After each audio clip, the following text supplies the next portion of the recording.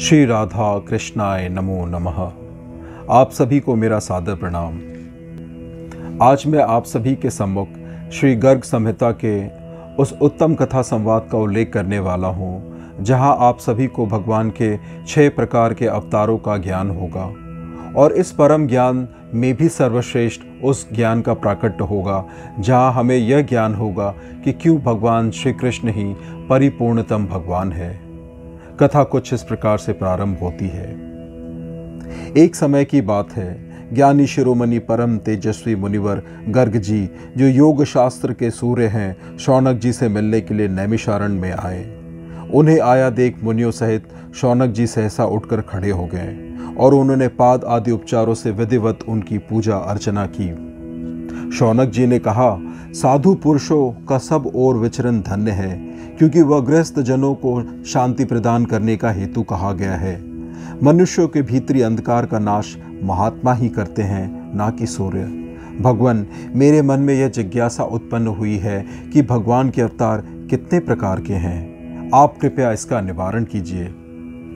श्री गर्ग जी कहते हैं, ब्राह्मण, भगवान के गुणानुवाद से संबंध रखने वाला आपका यह प्रश्न बहुत ही उत्तम है।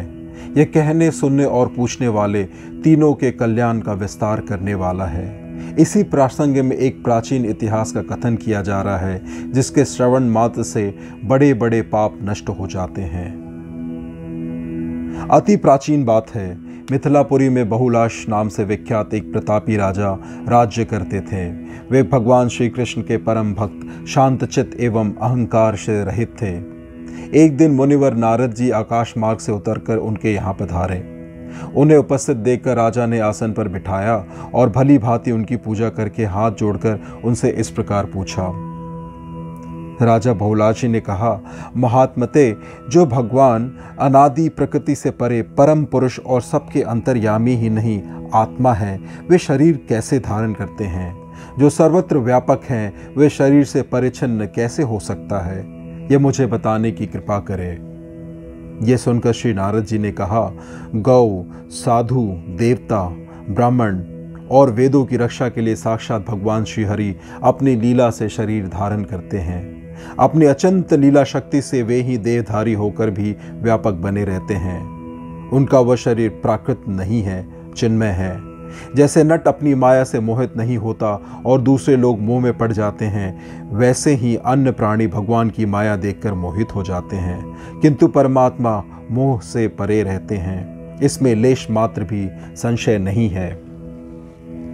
आगे बहुलाश जी ने पूछा, प्रभु, संतों की रक्षा के लिए भगवान विष्णु के कितने प्रकार के अवतार होते हैं? यह मुझे बताने की कृपा करें। श्री नारद जी ने बोला, राजन, व्यास आदि मुनियों ने अंशांश, अंश, आवेश, कला, पूर्ण और परिपूर्णतम ये 6 प्रकार के अवतार बताए हैं। इनमें से छठा परिपूर्णतम अवतार साक्षात भगवान श्री कृष्ण ही है।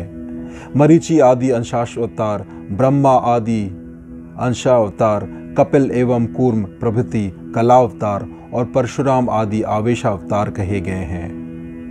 नरसिंह, राम, श्वेताधिपति, हरि, वैकुंठ यज्ञ और नर नारायण ये पूर्ण अवतार हैं एवं साक्षात भगवान श्री कृष्ण ही परिपूर्णतम अवतार हैं। असंख्य ब्रह्मांडों के अधिपति वे प्रभु गोलोक धाम में विराजते हैं।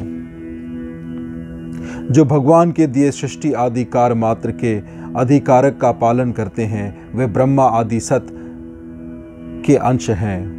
जो उन अंशों के कार्यभार में हाथ बटाते हैं, वे अंशाश अवतार के नाम से विख्यात हैं। परम बुद्धिमान नरेश भगवान विष्णु स्वयं, जिनके अंतकरण में अविष्ट हो अभिष्ट कार्य का संपादन करके फिर अलग हो जाते हैं। राजन, ऐसे नानाविध अवतारों को आवेशावतार समझो। जो प्रत्येक युग में प्रकट हो, युग धर्म को जानकर उसकी स्थापना करके पुनः अंतर्धान हो जाते हैं। भगवान के उन अवतारों को कलावतार कहा गया है।